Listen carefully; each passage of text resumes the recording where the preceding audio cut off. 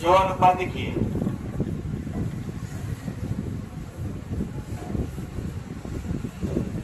भुजा में जो अनुपात होता है वही अनुपात किसमें होता है? परिमाप। परिमाप भी आपका हो जाएगा 3/2। ऐसा इसलिए होता है कि ये भी 1 डायमेंशन है और ये भी क्या है? 1 डायमेंशन। चलिए इसको लगाइए। वीडियो भेजे नहीं अब्दुल्ला। चलिए ध्यान से देखेंगे। 3 वर्ग हैं। परिमाप में जो अनुपात है वो 3/4 क्या है? 5। क्षेत्रफल का अनुपात जो होगा वो हो जाएगा 9/16/25। कह रहा है इस 16 का मान दिया है कितना? 6। तो 1 का मान क्या होगा? 6। तो बाकी दोनों का योग कितना है? 25 9 34। 34 का वैल्यू देगा 6 चौक 24, 36 का 18 2 20। 204 मीटर स्क्वायर। 204 हो जाएगा इसका।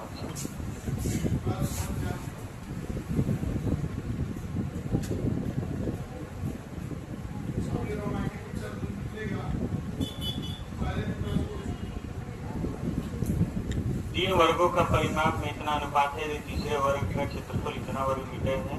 तो पहले 2 वर्गों के क्षेत्रफल योग बताइए।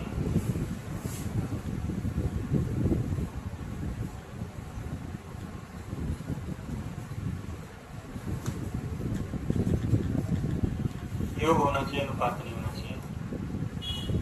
देखिए अभी आंसर सही है, अंतर होना चाहिए, अंतर होता है।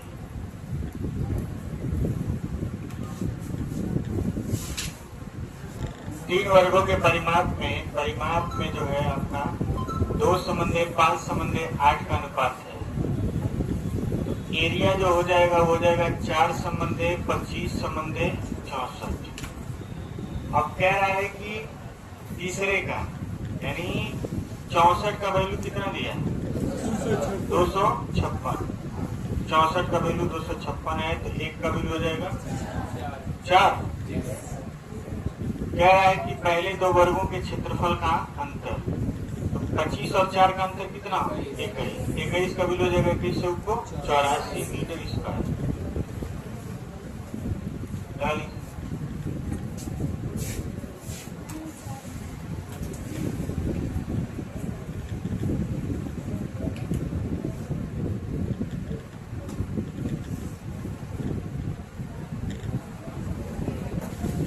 वर्ग का जो विकर्ण होता है वो कितना होता है? वर्ग का जो विकर्ण है, वर्ग नहीं बना तो आई टाइप ये वर्ग, ये विकर्ण हो जाएगा a√2 और ये भी विकर्ण हो जाएगा a√2। ये हो जाएगा 2 × a√2।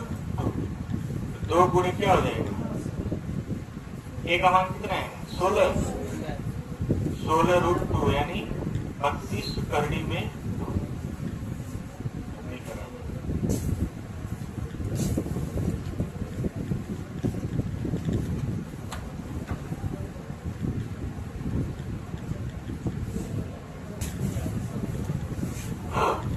इसका आंसर 50 आएगा। देखिए एक वर्ग का क्षेत्रफल और उसके विकर्ण पर बने वर्ग का क्षेत्रफल का अनुपात 1/2 क्या होता है? 2। ऐसे 1/2 होता है। देखिए ये आपका वर्ग है, ये आपका क्या है? वर्ग। ठीक, यहाँ से अंदाज नहीं लगता है, बना भी नहीं बनाना है। ये वर्ग है, कोई दिक्कत हो तो बताइए इसमें। ये वर्ग है और इसकी भुजा कितनी है? a। और ये वर्ग का क्या है? विकर्ण। विकर्ण है ना वर्ग का। दूसरे कलर में बना देना, मान लीजिए रेड कलर में बना देना। ये वर्ग का क्या है? विकर्ण। ठीक, अब इस विकर्ण का लंबाई क्या होगा? 1 करड़ी में 2। अब इस पर हमको वर्ग बनाना है, इस पर वर्ग बनाना है तो ये वर्ग बनेगा। तो इस वाले वर्ग का जो क्षेत्रफल है वो कितना है, ए स्क्वायर। और इस वाले वर्ग का जो क्षेत्रफल निकालेंगे तो ए करड़ी में 2 का होल स्क्वायर करेंगे तो आएगा 2a स्क्वायर।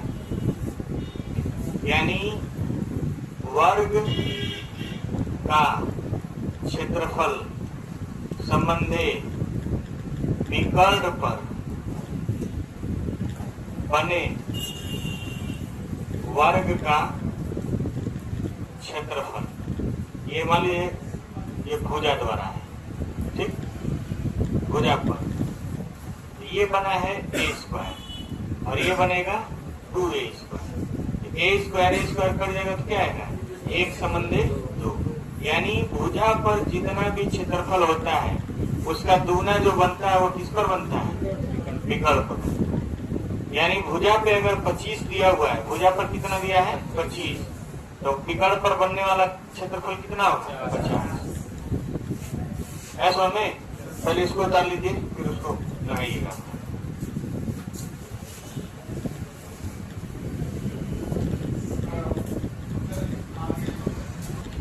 पच्चीस था तो इसका आंसर क्या हो जाएगा 50। 1 संबंधी 2 होता है, इसका उत्तर क्या हो जाएगा 50। आगे बढ़े ना, चलिए 86 नंबर लगाइए।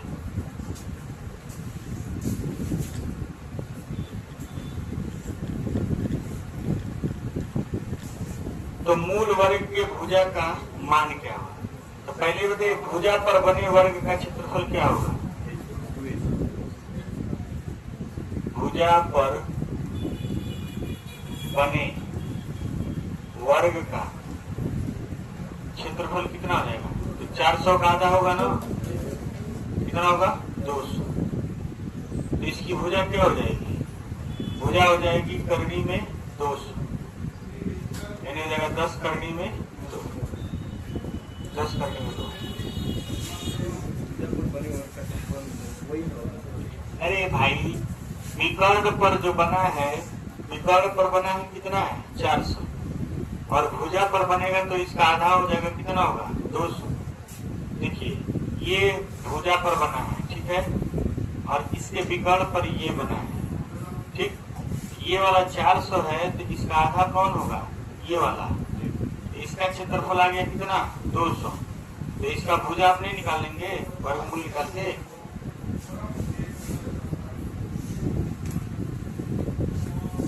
आगे बढ़े, बोलिए। चलिए 87 नंबर लगाइए। एक वर्ग की भुजा 3 करनी में 2 सेंटीमीटर है। एक वर्ग की भुजा 3 करनी में 2 सेंटीमीटर है।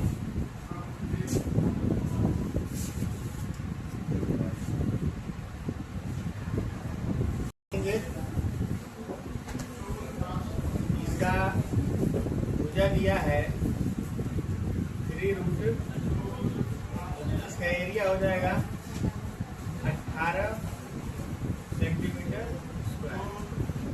तो विकर्ण वाला कितना हो जाएगा 36 सेंटीमीटर स्क्वायर।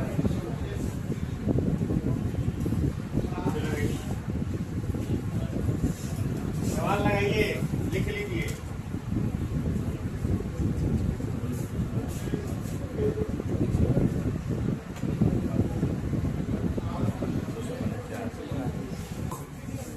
क्या अनुपात आएगा, 1 संबंधे 2। आगे बढ़े, चलिए। 1 मीटर लंबी भुजा वाले वर्ग के विकर्ण पर बनने वाले वर्ग के विकर्ण की लंबाई क्या हो। चलिए बहुत अच्छा क्वेश्चन है। देखिए एक वर्ग है, इसकी भुजा कितनी है, अब ये इसका विकर्ण है, ठीक है।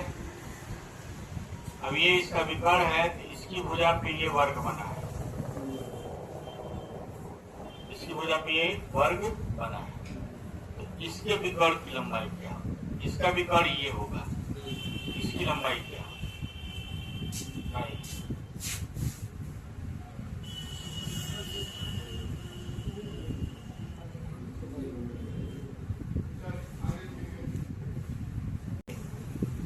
ये जो लंबाई होगी वो कितनी होगी? 1 करड़ी में 2।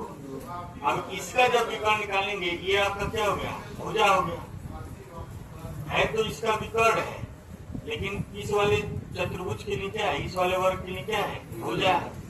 अब भुजा हो गया 1 करड़ी में 2। तो अब इसका विकर्ण ये होगा, ये हो जाएगा इसका विकर्ण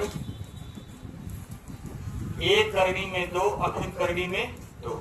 ये तो भुजा हो गया और फिर करड़ी में 2, ये हो जाएगा कितना? 2। अब देख रहे हैं ये अगर ये ए है तो ये भी क्या होगा? ये होगा 2a दिखाई दे रहा है। समझ में आ रहा? कोई बात नहीं, तो लिख ले बस।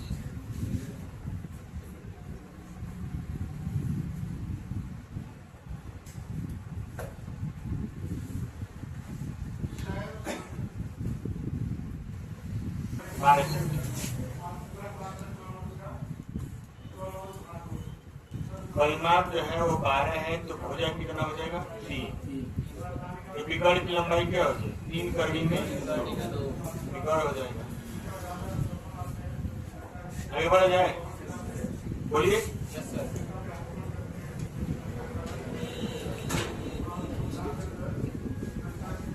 बनाइए इसको, लिख लीजिए।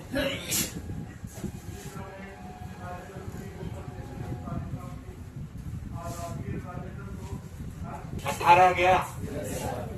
चलिए 92 लगाइए। एक वर्ग की भुजा को 3 गुना कर दिया जाता है, उसका विकर्ण कितना गुना हो जाएगा?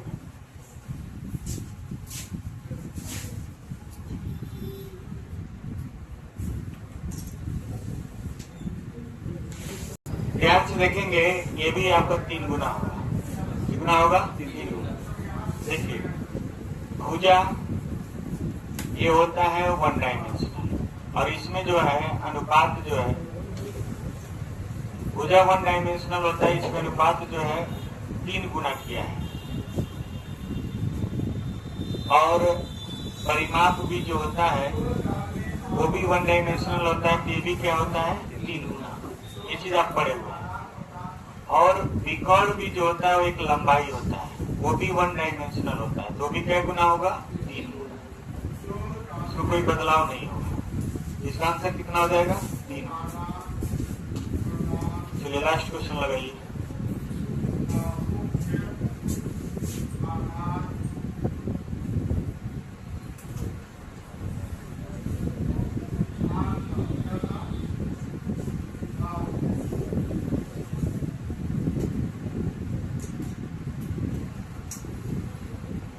विकर्ण में कितना अनुपात है? 4:7।